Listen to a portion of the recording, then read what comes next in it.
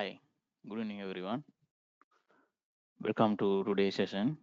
Can you able to hear me? If you're able to hear me, just put S in the chat option. Okay. So I just wanted to know where you all are attending from. Can you type the location where you are coming from? Which location right now you are located? Okay, very good. So let me have the chat option. Okay, so we have the attendees from Saudi, Dubai, and Azerbaijan, and also India, Pakistan. Very good. In Bahrain, Oman, Qatar. Yeah, thank you for your attendance. Okay, so today we will have the starting lesson that the disruption claim is a vast area. So therefore we will divide this session into the multiple number of sessions. So therefore we can go in depth. So that will be very useful for you to learn and practice these construction disruption claims.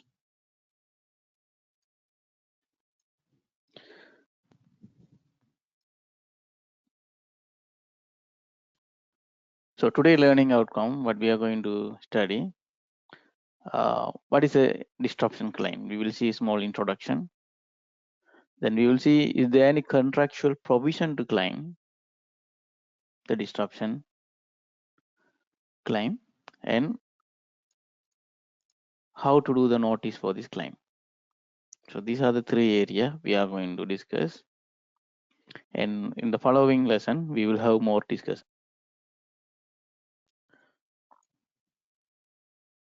So now, what is a disruption claim? Standing for the loss of productivity or inefficient working due to hindrance or interruption of the progress of work. Okay, all of you, can you confirm, am I audible to you?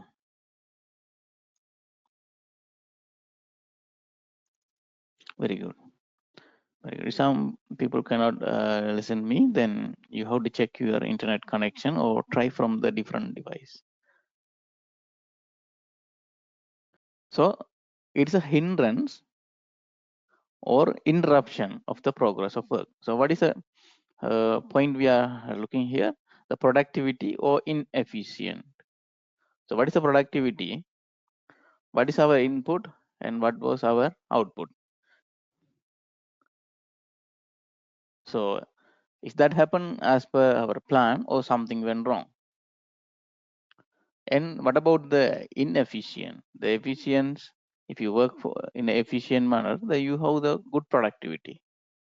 Are we using the resources in an efficient way, or are we wasting the resources?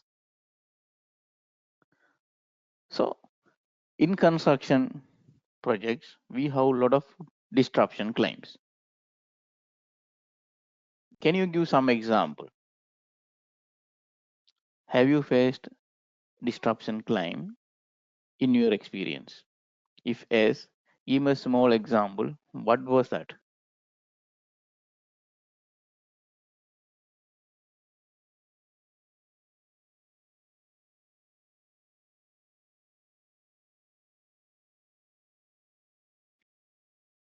Extension of time is not the disruption. We will have the small discussion quickly. What is a disruption standing for? Okay, no possession of land by client. Okay, good. Change in design, good. Inefficient labor and loss of productivity, very good. Authority approval, yeah. Lack of drawing, very good. Idling, no payment, very good. So you people have the experience almost. Now we must have the clear definition of disruption claim. So we will see that one, what exactly delay and what exactly is a disruption. So now we will understand what is the difference between the delay claim and disruption claim. What do you think? Do you know what is the difference? Do you know any keyword that define this delay claim or extension of time claim, or we can say prolongation claim or disruption claim? What is the difference?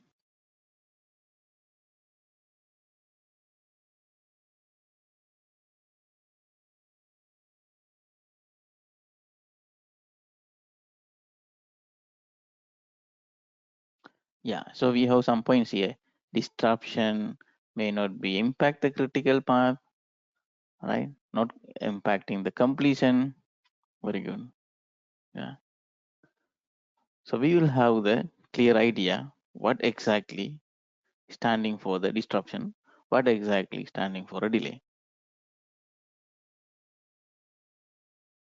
So let us assume a program. So it is a January, February, March, April, May, June, July. Okay, there's a 7-month program we have. So the interval we will put as a equal interval in a 1 month.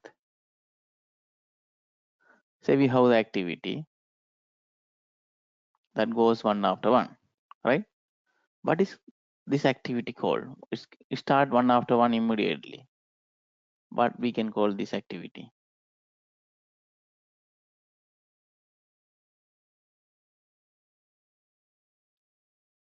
This activity in critical path. Very good. One after one. So if there's a no any time buffer between the activities or free float between the activity, that activities are in a critical path. In case, say for example, January to February, we have done the work. Then there was a 1 month delay happen. You didn't do any process. Then we started the work from the March and it went up to June. What about the completion? Are we going to complete by June? Because we had a delay on February. So when we are going to complete?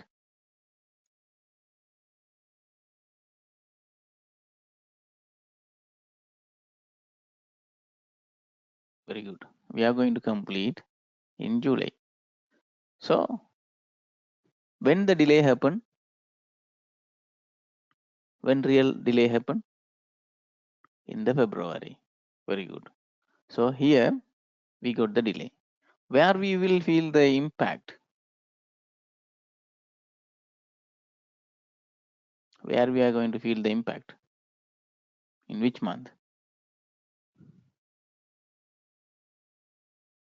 Yes, we are going to feel the impact on June. That means between June to July. So when you are claiming the prolongation cost, you are going to claim 1 month extension of time.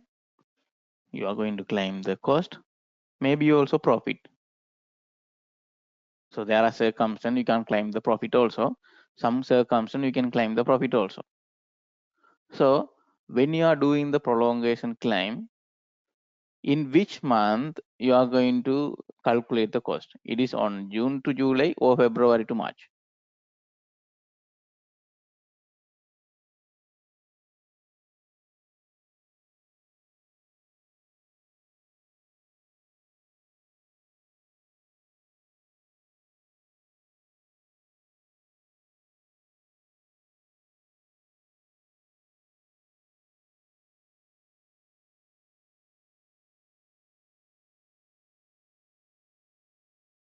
Very good. It is going to be in the February to March.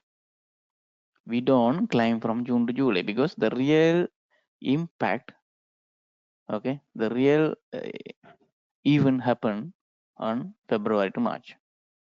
So that we have to claim, not the one we feel the impact. So because what is the reason why we have to claim February to March instead of June to July? Any reason?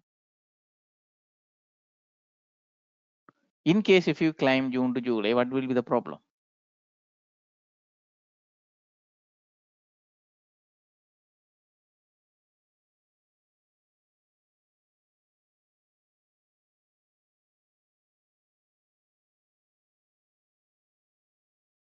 Yeah, we have to claim actual period. That's correct.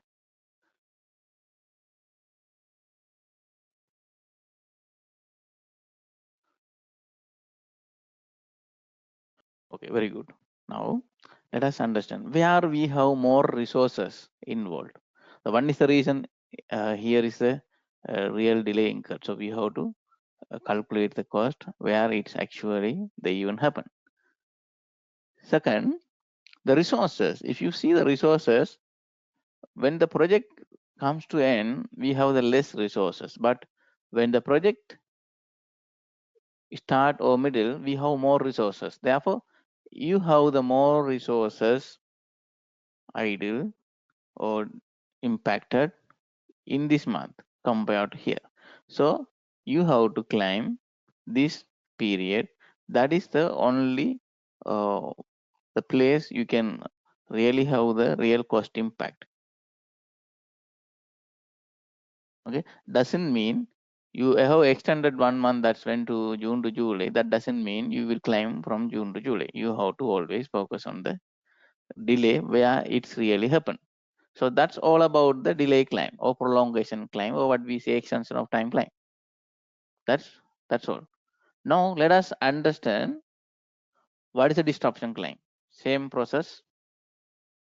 We'll go for a 7 month and we have the activity like this.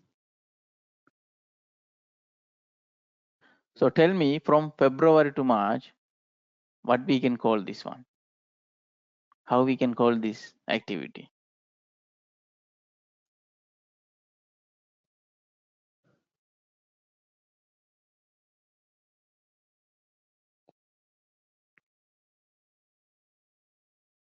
Actually the program, okay? I didn't show anything. It's a program. Program is a pink color.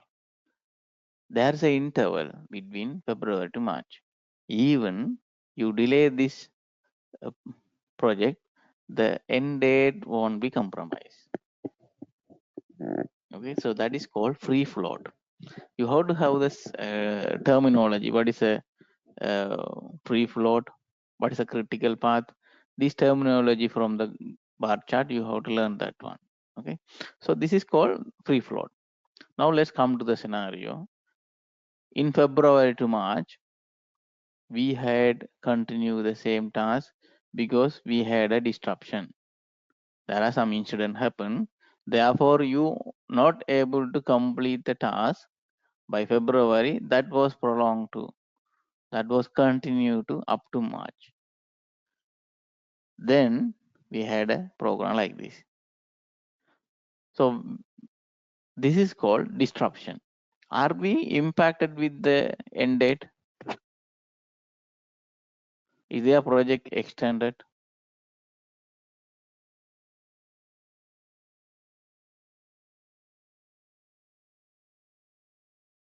Okay, so there's no project extended, but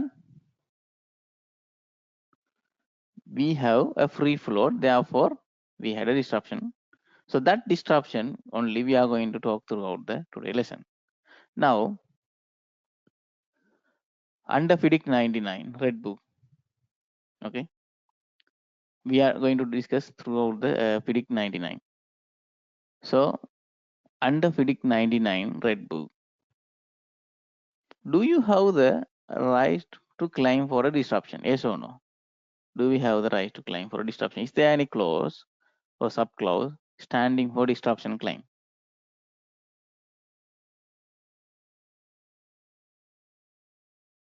So now we are having the yes or no two different answers.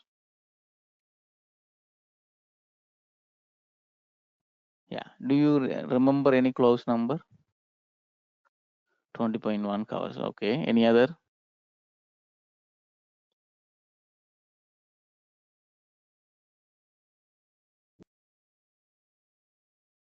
Okay. So you are aware? Yes. Some people say no. Okay. So let us understand what FIDIC 99 Red Book says. Why I am focusing on the FIDIC 99? The 87 is old version. Now, if you understand the FIDIC 99, it is very easy for you to understand the either 87 or 2017 version. So therefore, we will stay in the middle version. So we have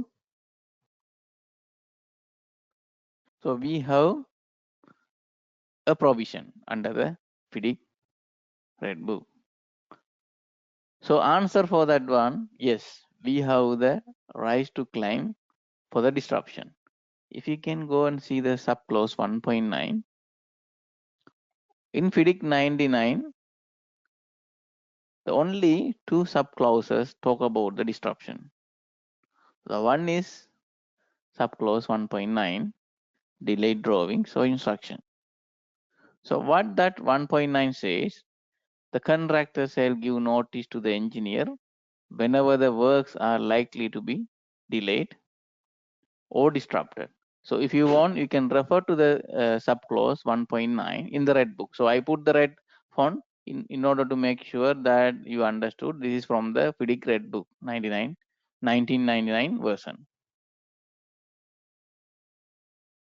Okay, so there we have a clause says 1.9, the contractor shall give notice to the engineer whenever the works are likely to be delayed or disrupted if any necessary drawings or instruction. Be careful, okay?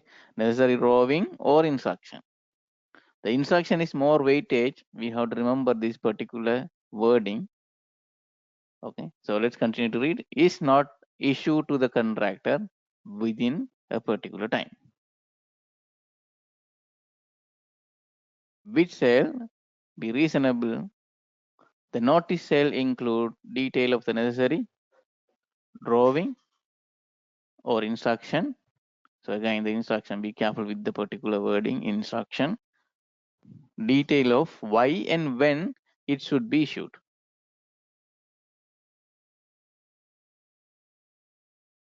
In the detail of the nature and the amount of the delay and disruption likely to be suffered if it is late.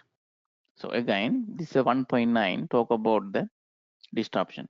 But all around 1.9 is a delayed drawing and instruction. Is that giving you all the entitlement to claim the all the disruption throughout the FIDIC contract? What do you think? This particular clause says delayed drawing and instruction. If the delayed drawing is delayed or if the instruction is delayed, you can claim for a disruption. That's what it says. So what about the other clauses throughout the FIDIC? We have a lot of clauses standing for claim, right? So what about those clauses?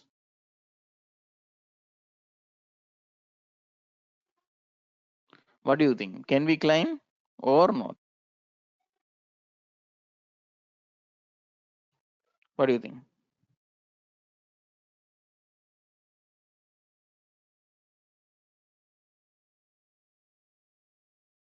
So what do you think? Can we claim? Because as per the FIDIC, this says only one can claim. Some people have yes, some people have the no. So what to do?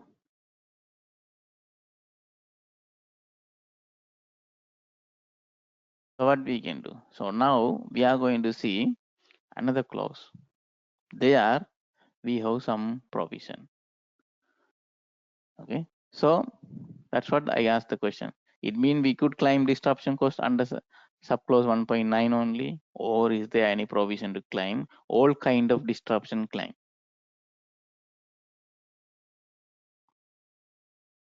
So some of you had answer yes, some of you had answer no. So let us have the very proper understanding what is should be the correct answer for that one. So let us have one more clause, subclause 8.5. This subclause is the one giving the answer for you. Let's read it carefully.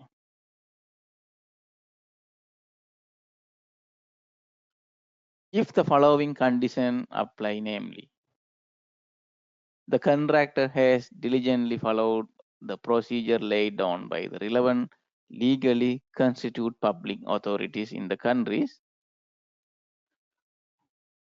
These authorities delay or disrupt the contractor works, and the delay or disruption was unforeseeable. Then this delay or disruption will be considered as a cause of delay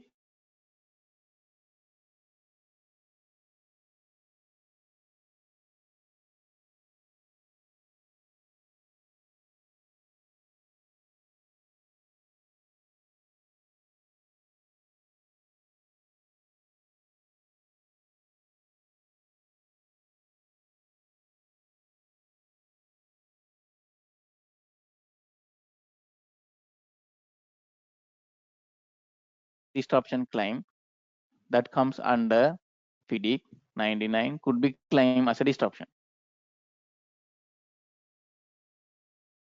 How we will see. So what is referred to? Subclause 8.4 in paragraph B. All right. Let us see that particular subclause. So this is leading to the one clause, that's 8.4 subclause B. So that is 8.4 subclause B. So 8.4 subclause 8.4 comes under the extension of time for completion. So there's no disruption word coming. Only the disruption word coming in the 8.5 in 1.9 only throughout the PD. So there's no disruption word called here, but that says as per the whatever the B applicable to claim all the disruption. So let's read and understand this particular clause. The contractor shall be entitled subject to subclause 20.1, that's called contractor's claim, to an extension of time for completion if and to the extent that completion for the purpose of subclause 10.1 taking over of the works and section is or will be delayed by any of the following causes. One is variation. Second one is the one referring to the 8.5, a cause of delay giving entitlement to extension of time under subclause of these conditions. What do you mean by these conditions?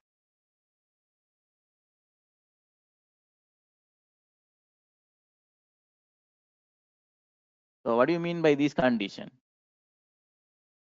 This particular wording I am talking.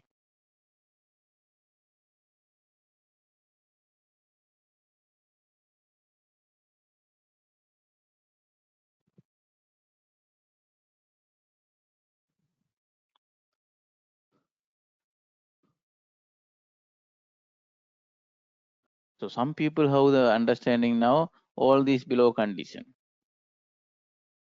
and some people have its entire condition on the predict 99. Which one is the correct? Only this particular 8.4b or that's cover all the clauses in the predict 99. What do you say? It's covered all or only this? You can say yes or no. Somebody understood is cover all of these clauses in the predict condition or only these?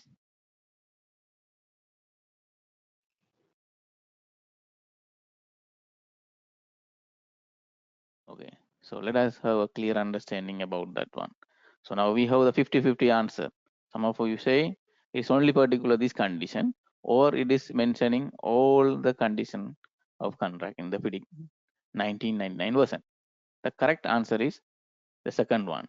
It's cover all the condition of contract mentioned in the FIDIC 99 version.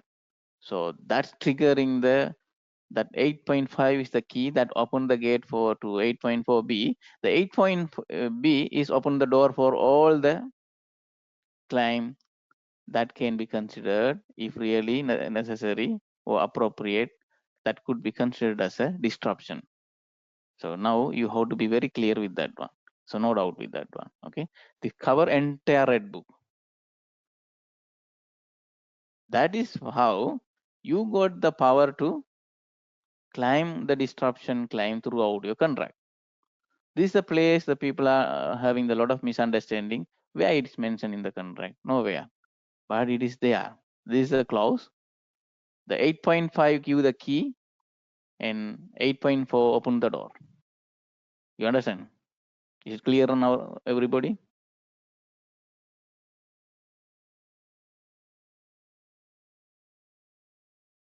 Okay. Now,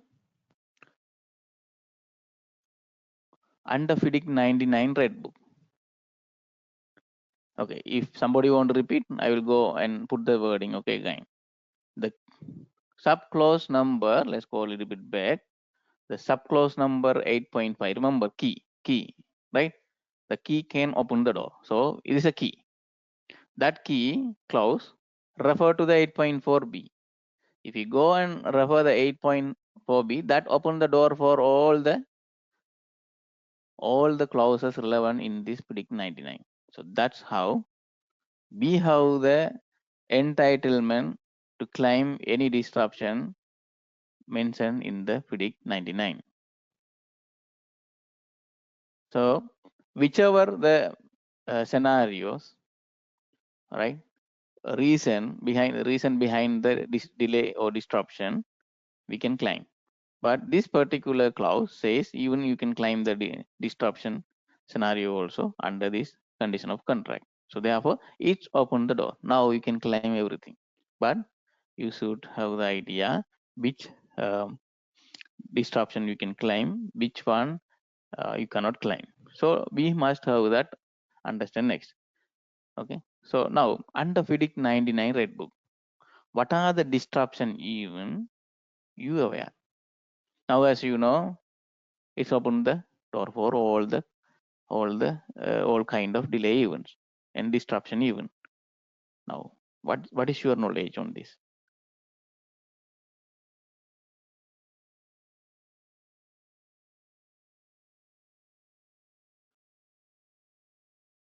What do you think? Anything you aware? Any disruption even that allowed under red book? How many number of sub clauses talk about the claims? Okay, delayed drawing is a 1.9. Delayed drawing and instruction. Likewise, authority delays. Very good.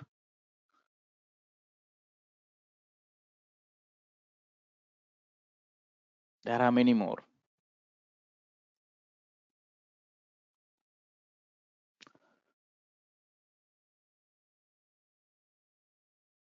Okay, so let us see. Okay, in general, how many number of clauses we have? Any idea? 10, 15, 20, how many? There are 22 sub clauses for disruption. Okay, 20. Okay, 17. We have different number. Okay. There's no 163 total. I'm talking about the clauses relevant to the disruption. Okay, so let us see how many number.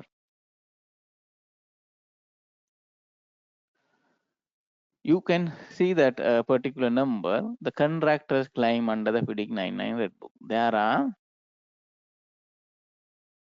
these are the clauses, 18. These are the related clauses. We can either take it for delay or disruption. So now since we focus on the disruption, these clauses applicable for all disruption. Plus, we have total 27. 28 also I have added because this is a particular clause. You should thorough about how to submit the claim. There, otherwise it should be 27. So 27. You must go through them.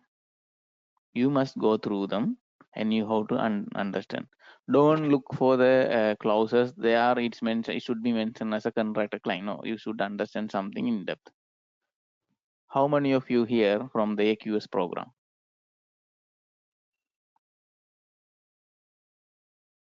How many of you here? Anybody?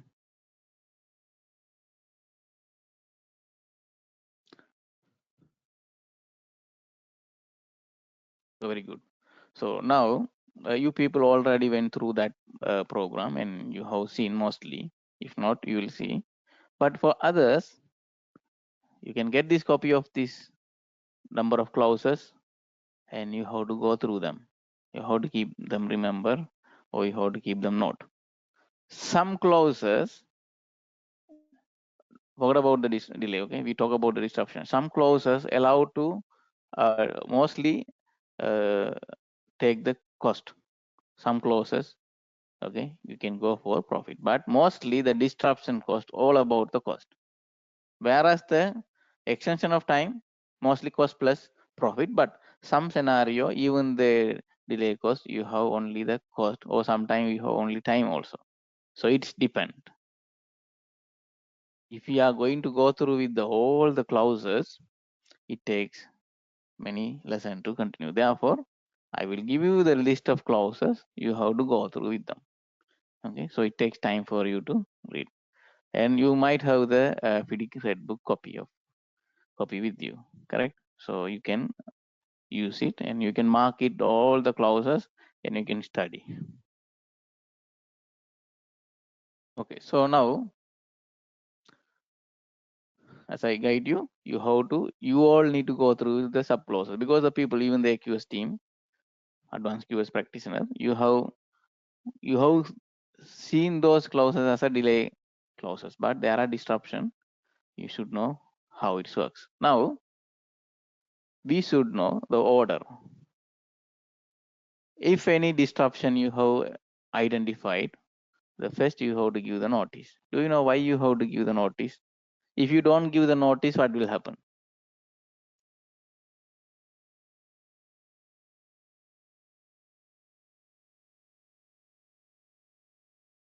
What do you think? Lost the entitlement. Very good. No entitlement. Okay.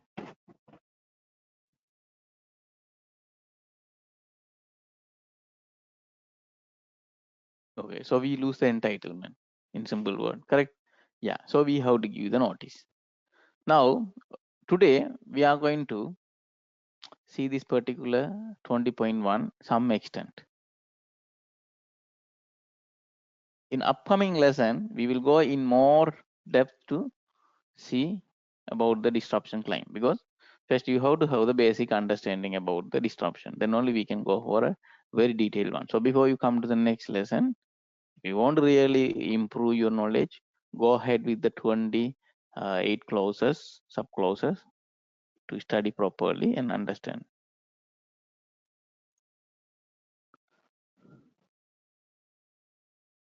So the notice, important of the claim notice. The claim notice is same as the prolongation claim, or is there any different? What do you think? The disruption claim notice is going to be same as the delay claim notice or different?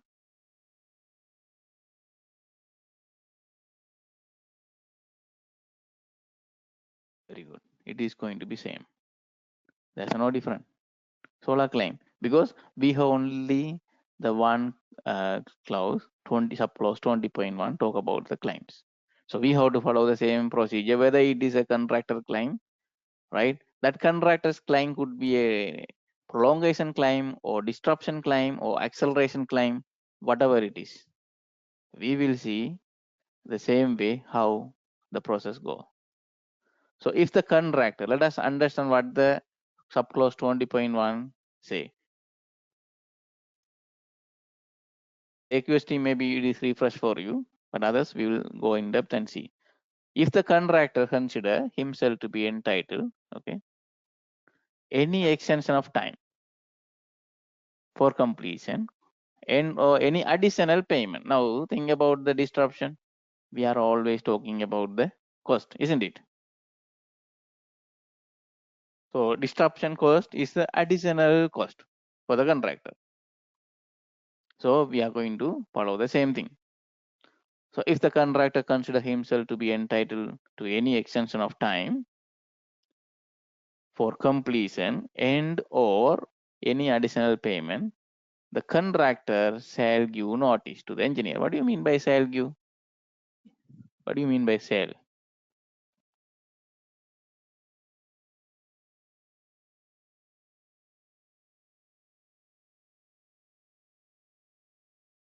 It is a contractual obligation.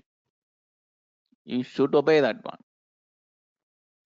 So shall give notice to the engineer. The notice shall be given as soon as practicable and not later than 28 days after the contractor become aware or should have become aware. Okay, so these are the key points we have to see. Okay, so we will go slightly in depth in order to understand this notice provision. So claim notice. I am going to repeat the same thing. It's going to be a little bit more depth. I want you all of you to learn a little bit depth rather than overall study. So do you agree with me to go a little bit depth and study the subject?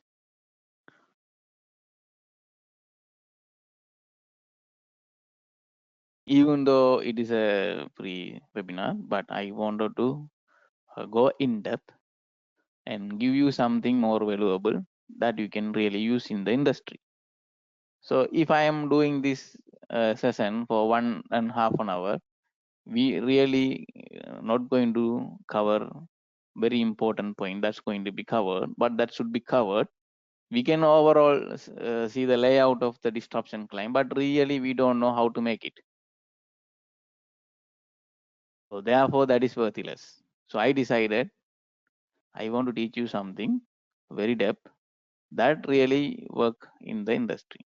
So we have the continuous little bit webinar on the same thing in order to go very depth to understand. So let's go with the notice.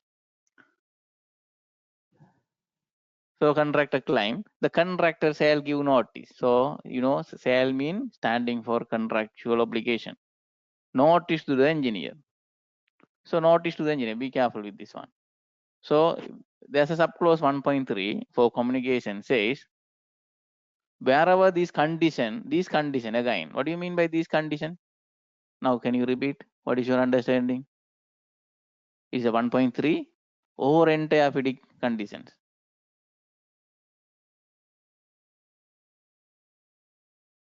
Everybody must be very active. Very good. This is all about the entire FIDIC condition, not one particular clause. That is the same thing I have repeated under 8.5.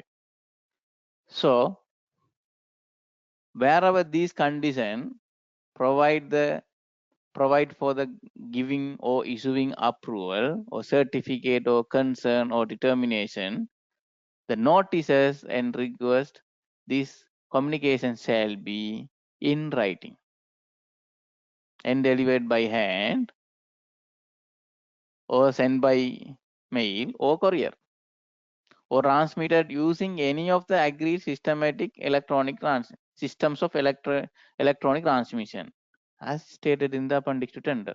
What is mean by the agreed systems of electronic transmission? Any example? So we have already emailed by mail. Okay, we have already emailed that. Thanks, very good. PMWeb account, very good. So even you send anything through the software also, that is contractual.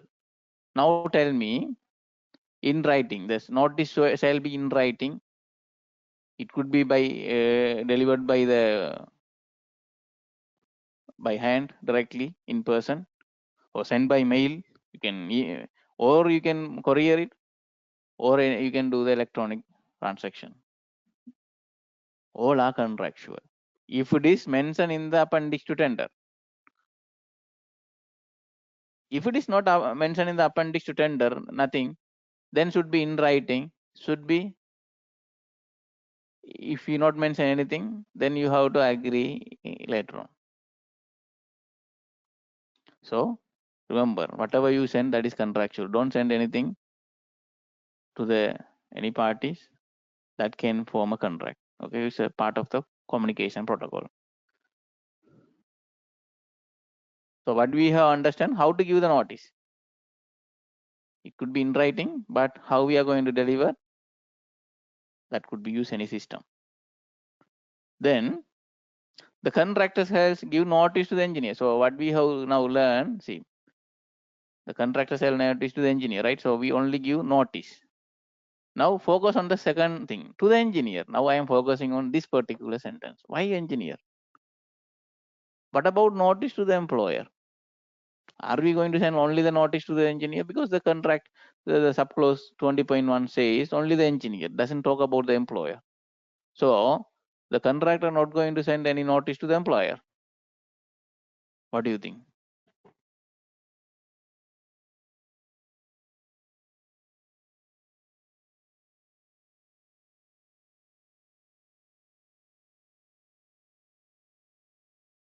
Where it is say to CC or copy? That doesn't say, 20.1 doesn't say anything.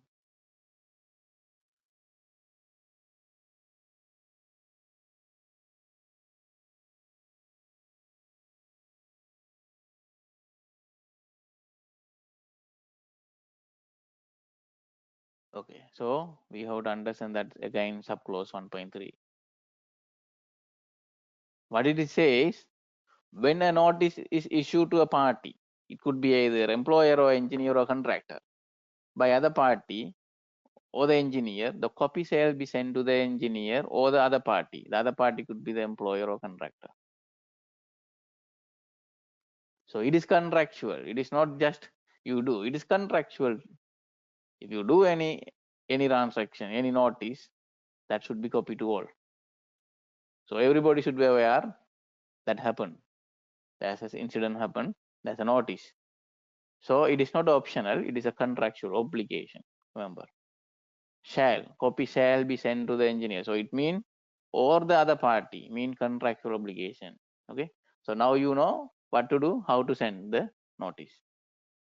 So when you send the notice to the engineer, you send the copy to the employee. That is your contractual obligation.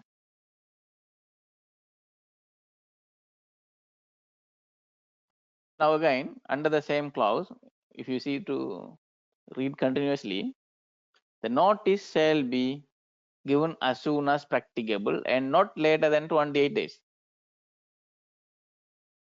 So 28 days, what do you mean by days? It's a working days or calendar days?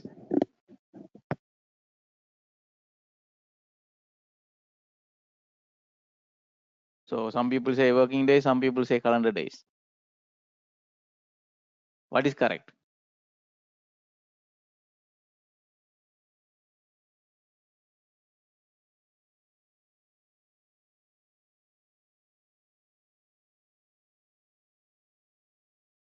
Okay, so you have different opinions within yourself.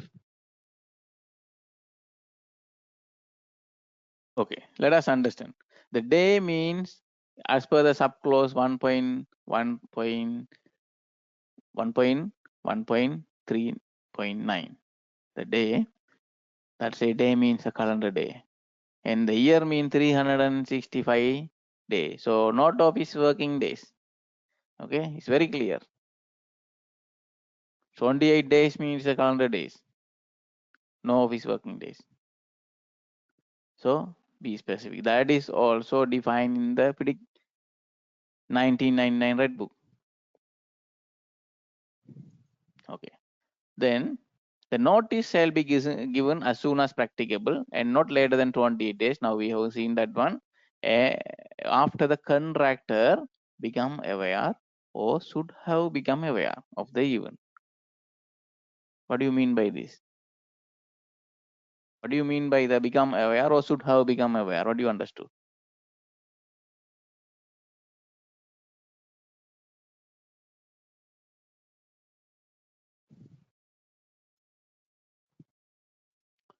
The become aware When the contractor gain actual knowledge of the event or circumstance, they should give notice. For instance, think about the subclause 1.9 delayed drawing or instruction. So we should have the drawing in order to do the work. In case if the drawing going to be delayed or likely to be delayed, you have to be aware. So you have to give the notice in advance. Or some incident happen, you got delayed, or you're going to disrupt it, right? So you have to immediately, once you become aware about that incident, you have to notify within 28 days. So when the contractor gain actual knowledge of the event or circumstance, they should give notice. The 28 days notice period run from when the contractor was aware or should have become aware. Now the second point is a little bit tricky. Should have become aware. What is that standing for? Become aware is very clear, crystal clear, right? So once you got the knowledge, yes, that happened, you should give. But what do you mean by should have become aware? Any example from your experience?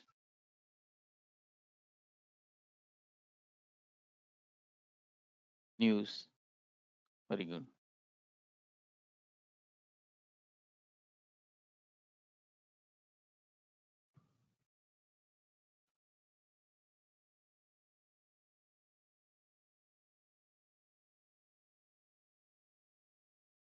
Any example that have happened in your practical material procurement? Say, for example, COVID-19 impact, right? So all the transport, export, import, everything got impact. So you should have become aware that it's going to be delay or disrupt. Maybe if it is activity not in the critical part, it's going to disrupt. So you have to give the notice. So that's the meaning of should have become aware, that you should have the sense. So that means the notice not necessarily from the when the even or circumstance common. So you should have the clear idea. It's you have to have the 28 days notice provision when you have become aware that clock is ticking now, or should have become aware. So it doesn't mean that even happened but you're not aware, you cannot give the notice. So unless you become aware or should have become aware only, you have to give the notice. That notice within that particular day onward counting up to 28 days.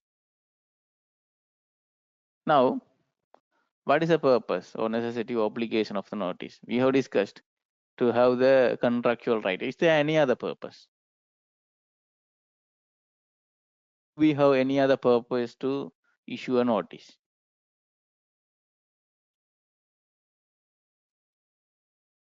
What do you think?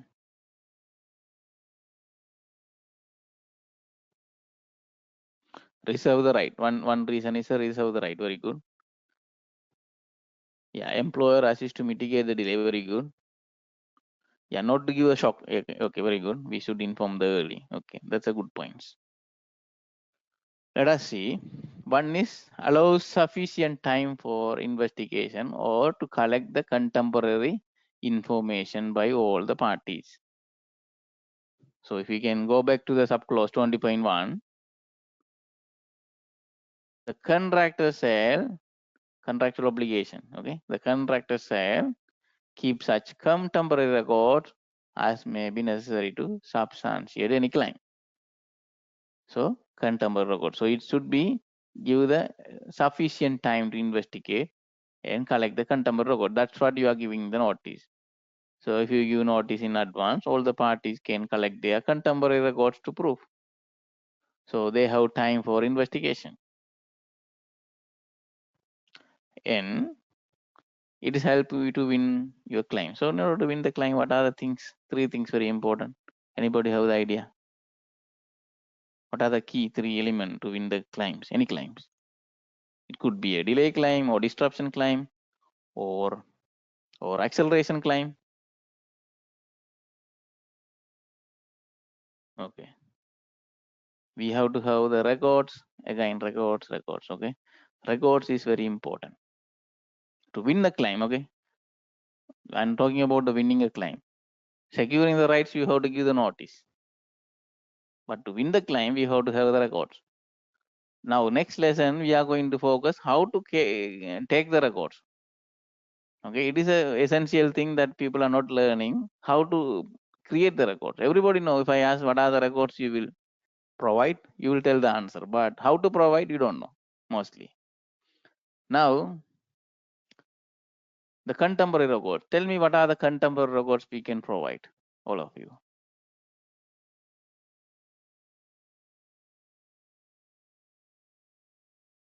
What are the contemporary records that you can provide?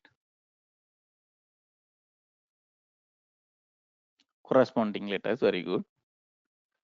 Diary, site notices, okay. Instruction, purchase order, very good. Okay, picture, very good. News, yeah. So all the people are knows. So records of the actual resources involved during the disruption. What are the manpower involved? What are the machinery involved? Any other expenses that happen? So we must have all the details. Say, for example, manpower, where they have idle, why they have idle. Is there any mitigation? You must have the mitigation. You can't just keep them idle. So you must prove all of them. So actual resources involved should be recorded. How do you record this? How do you record the manpower that day, particular days? I know you will tell the time sheet, right? You have the manpower, you will give the time sheet. Am I right? These are the people was in the site. Okay, daily progress report. Okay, but I'm talking about the manpower. Okay, only the manpower. What do you give for a manpower? How do you prove the manpower?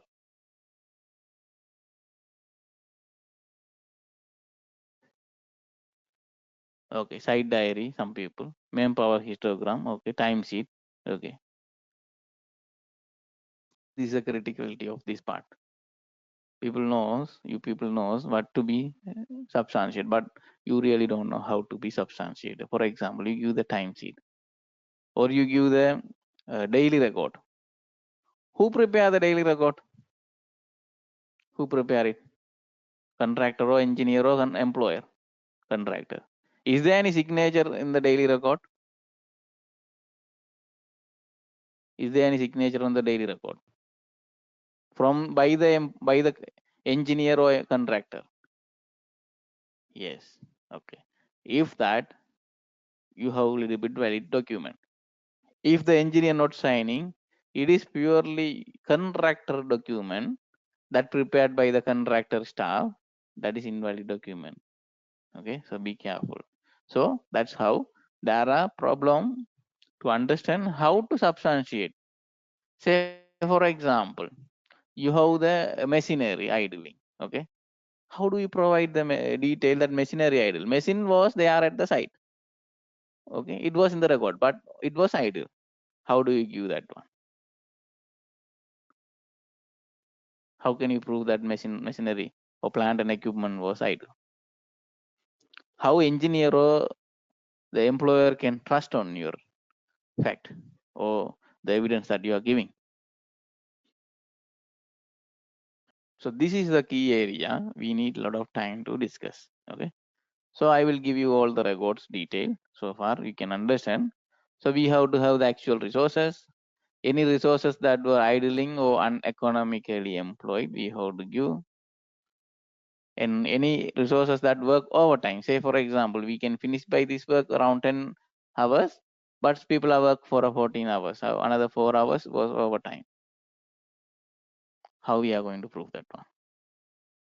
Or we can give the progress photograph and the videos taken as a record during the time. Registers, there are so many registers that we have, so we can provide them as evidence. Diaries that we can give them, but it's not the diaries that you think should be in a proper format. That should be a valid diary. If you write something, if you have your own side diary, that is not engineer verified or signed, that is not the valid document. That is your document. That is not the contemporary document. Somebody should not argue on your document. Okay, so that's what I am focusing here, right? The records of relating to specific work activities and minutes of meeting, email, those things correspondent. Okay, so again, giving this record in order to win the claim, it is not the option. It is an obligation, contractual obligation. As long as much as you have the record, you can win the claim easily. But that is not the case happening. The claiming the disruption claim is very nightmare when compared to the delay claim. Do you aware about that one? So we have to know how to do this substantiation properly. What is the format that we can use, right? What is the right format? What is the wrong format? That's need a long discussion to understand this particular area only. It is not just you think as a simple manner. We have to have the proper system to record those. Otherwise, you have the substantiation, but those are invalid document. Nobody will agree that except that one. Okay, so do you understand what I meant by here?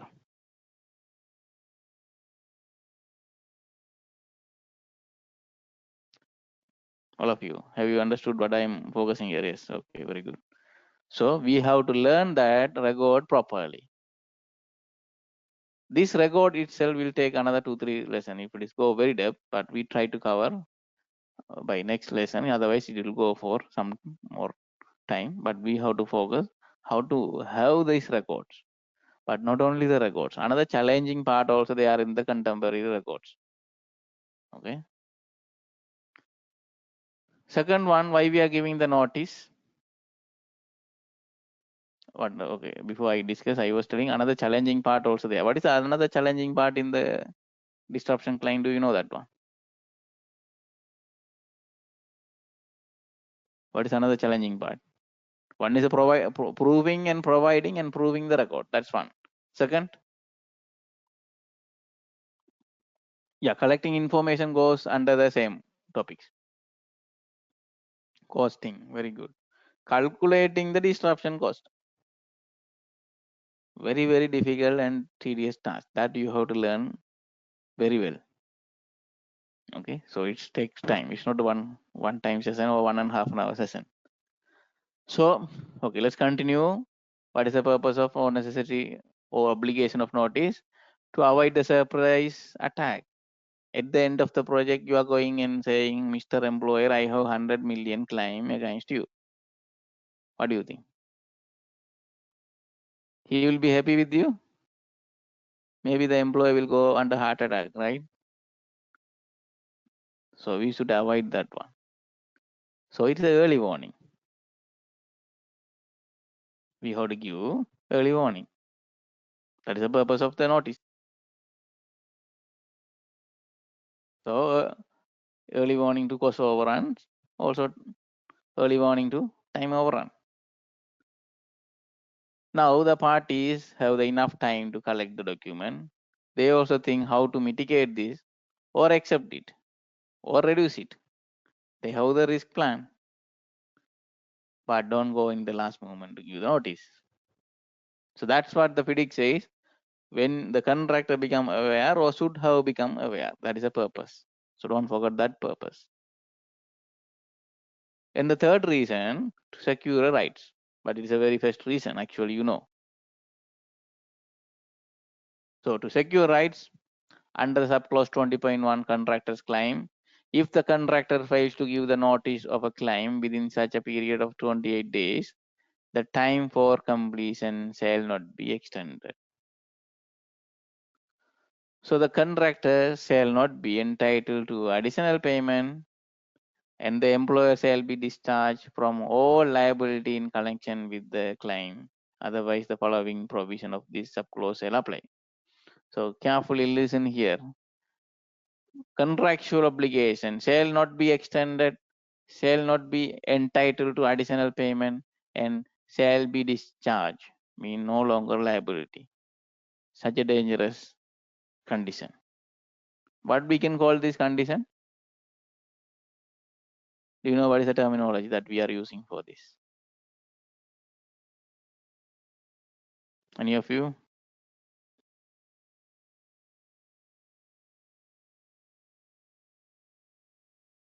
Not time bar, condition precedent. So if notice is not given, where notice is a condition precedent, the contractor may lose his right to whole or part of the relief. Okay, whatever, to secure the rights, you have the right to claim under the FIDIC 99 for a disruption. You have to do your obligation to secure that right. So issue the notice. That's what you have to do. You have to issue the notice on time, within the time bar.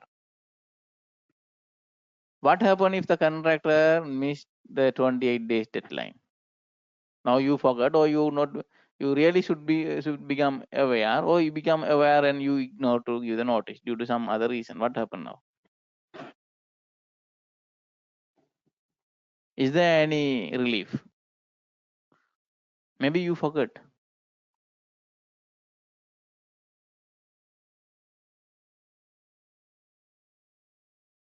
Maybe you become aware, or you should have become aware, but you forgot to issue the notice.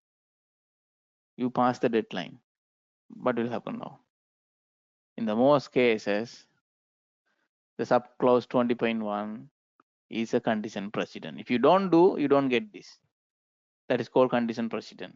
Therefore, you don't have the right to claim. So you don't have the contract. So contractually, you lose your rights. But anyhow, we are in a, almost we all of you are in a Gulf countries where we are using the Sharia law or Islamic law. There we have the good faith and fair deal. That good faith and fair deal doesn't care about your time bar mentioned in your contract.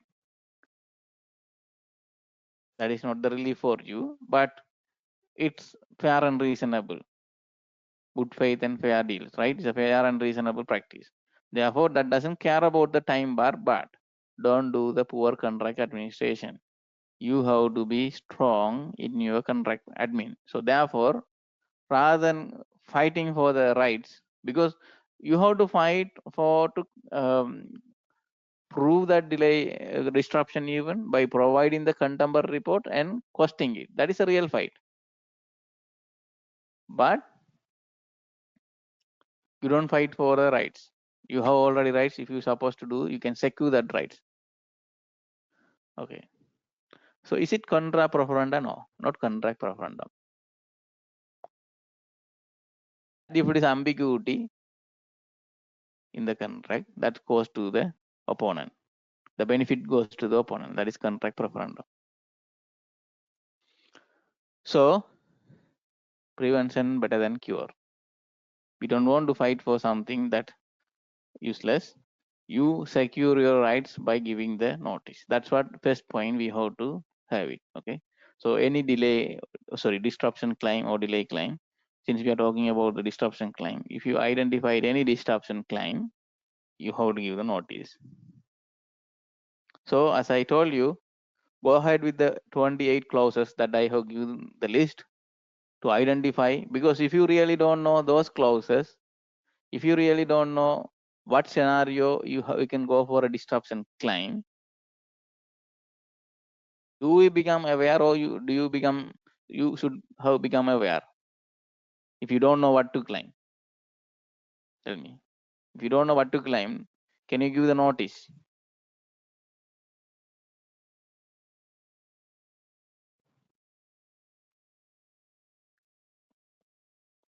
All of you. So that's what you should learn first. Those clauses I have given in the list, right? I have given in the list very carefully and listed them. That will be very useful for your lifelong. Okay. I can see some question. but the employer can argue as the contract price risk condition precedent. Still Sharia law could work. The Sharia law could work if they have the rights. Yes, it will work, but that is not the good option. You lost the rights instead of serving the notice. You lost the rights and going for to fight to secure the rights. It is bad contract admin. So you have to do as a quantity surveyor the proper contract administration. Now, what we have covered so far under the disruption claim, we understood what is a disruption. There's a very clear distinction between the delay and the disruption. So we are focusing on the disruption. Second one, you now know what is a contractual provision.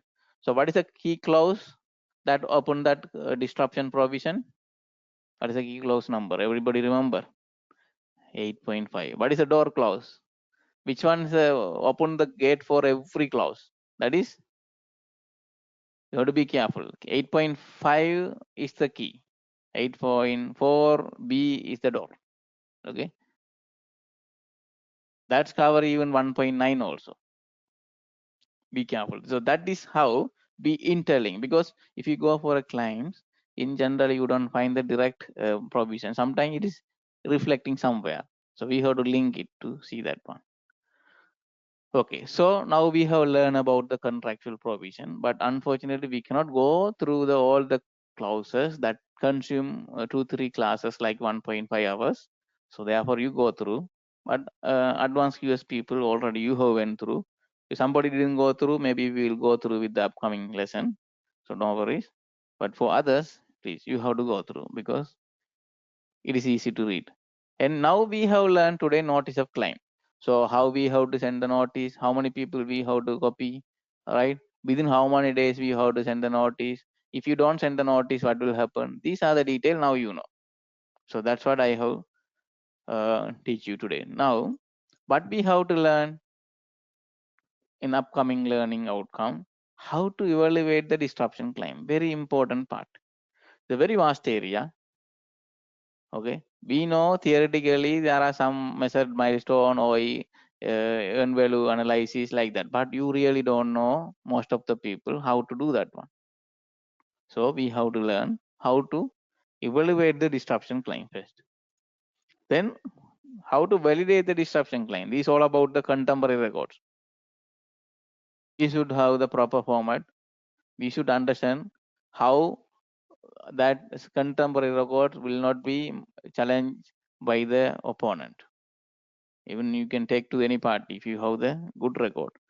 Why we are failing in the claim, we can calculate the disruption claim, that all mathematics or some calculation is there. But if you don't have the proper substantiation to validate, it is always pitfall to agree the claim. And how to submit the disruption claim, the procedure, entire procedure you should know until it's got approved. So these three things going to be discussed in the upcoming lessons. I am not sure it could be covered by one lesson. Maybe it can go for another one or more, or we try to cover by next one. If it is goes, let's make it as another one. Okay, so with that one, hope you all enjoy today lesson, and I want to see you all in the disruption climb part 2, and thank you for attending today. Now if you have any question on today discussion, you can ask. So I can see one question. The employer also can argue if the notice, so I could mitigate it due to the your delay notice. Okay, that's argument will go always, but we have to keep. Now before all of you leave, okay, one thing. There are many people already in the AQS team. Okay, I know you people, so I can send you the recording. I can send you the material that I have discussed today. But other people outside of my advanced QS practice, I really don't know you. So it is very hard for me to find you. So what you can do, all of you are going to receive the certificate from the system. Okay, for attendance today, you will receive the certificate. But I want you to make sure one thing. Either you comment on the LinkedIn that you have attended something. So I know that you have attended. So I can catch you and send you the detail throughout the LinkedIn.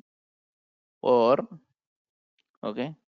Or when you receive the email, you can reply also. That's very long process. Better if you can give the indication from the LinkedIn, very easy for me to catch.